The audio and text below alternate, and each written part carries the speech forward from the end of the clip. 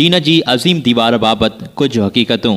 चयो वञे थो त तक़रीबन 200 साल क़ब्ले मसीह चीन जे बादशाह चिन शी हांग चीन जे उत्तर में 21,196 किलोमीटरनि जी तक़रीबन 13,000 मेलनि खां वधीक डिघी दीवार वॉल ऑफ चाइना तामीर कराई हुई। उन दौर में चीन जा दुश्मन मंगोल, हान ऐं तातारी हुआ, जेकी विच एशिया में काफ़ी ताक़तवर सम्झा वेंदा हुआ। दीवार उन्हनि खां बचण जे लाइ तामीर कराई वई हुई, जंहिंजी शुरूआति चीन ऐं मंचूको जी सरहद खां कई वई। चिन शी हांग खां पोइ केतिरनि ई बादशाहनि हुकूमत कई ऐं हलिया विया, पर उहा दीवार ठहंदी रही। इन कम लाइ शहनशाह पंहिंजी सल्तनत जे हर 3 शहरीअ खे मजबूर कयो त हू हिन दीवार जी तामीर में कमु कनि। चयो वञे थो त 3 लखनि खां वधीक माण्हुनि इन जी तामीर में लगातार 10 सालनि ताईं हिसो वरितो।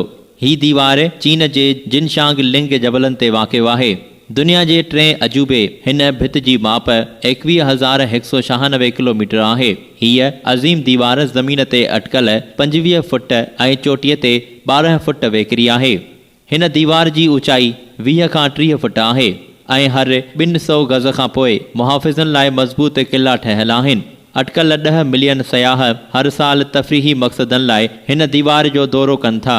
चयो वञे थो त चीनी शहनशाह मिंग जे दौरे हुकूमत में हिन दीवार जो 5,000 किलोमीटर खां वधीक डिघो हिसो तयारु कयो वियो हो। इन जी मज़बूतीअ लाइ चांवरनि जो अटो ऐं लीमे जो पाणी, पत्थर, सिरूं, मिट्टी ऐं काठ जो इस्तेमालु कयो वियो हो।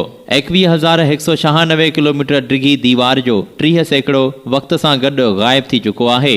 चयो वञे थो त दीवार ऑफ चाइना खे चंड तां ॾिसी सघिजे थो, पर इहो सिर्फ़ु हिकु मफ़रूज़ो आहे, जंहिंजो हक़ीक़त सां को बि तालुक़ु नाहे।